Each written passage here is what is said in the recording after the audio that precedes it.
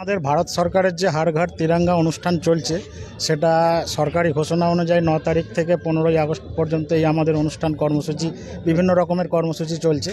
তার মধ্যে আমাদের এক্সিবিশন ছিল, কাউন্টার থেকে পতাকা বিভিন্ন রকমের সেল করা হয়েছে, এই প্রভাত ফেরি এবং বিভিন্ন রকমের অনুষ্ঠান ছিল। সেই অনুষ্ঠানের একটা অঙ্গ হিসাবে আজকে আমরা প্রভাত ফেরি করলাম, যদিও এটা আরও সকাল থেকে করার কথা ছিল, একটু আমাদের দেরি হয়েছে, কিন্তু সেটা আমরা এখন খুব সাফল্যের সঙ্গে এটা সম্পন্ন করলাম। করে এইমাত্র ঘুরে আমরা এখানে এসে দেখতে পেলেন আপনারা সবাই, যেটা সমর্পণ করলাম।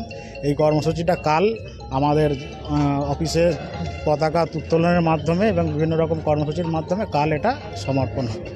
এক্সিবিশন করেছি, এখান থেকে কাউন্টার থেকে যাতে মানুষের কাছে এই ব্যাপারে প্রচার করা যায় সেই ব্যাপারে প্রচার করেছি, এক্সিবিশন করেছি এবং বিভিন্ন ডিগনিটারিজদেরকে আমরা তাদের বাড়িতে গিয়ে তাদের অফিসে গিয়ে পতাকা সরবরাহ করেছি এবং সরকারের যে সার্টিফিকেট এসছে সরকারের তরফ থেকে, ভারত সরকারের তরফ থেকে, সেগুলো আমরা তাদেরকে পৌঁছে দিয়েছি। ভীষণ উৎসাহ, মানুষ ভীষণভাবে উৎসাহিত এবং এই কর্মসূচি পালন করার জন্যে আমরা বিভিন্ন ভালো রকম সাড়া পেয়েছি এবং আশা করছি যে প্রত্যেকটা মানুষই তাদের বাড়িতে এই ন্যাশনাল ফ্ল্যাগ উত্তোলন করবেন এবং তার যথেষ্ট আনন্দের সাথে এটা পালন করবেন। আমার নাম প্রণব কুমার মণ্ডল, আমি এখানকার সিনিয়র পুলিশ কনস্টেবল।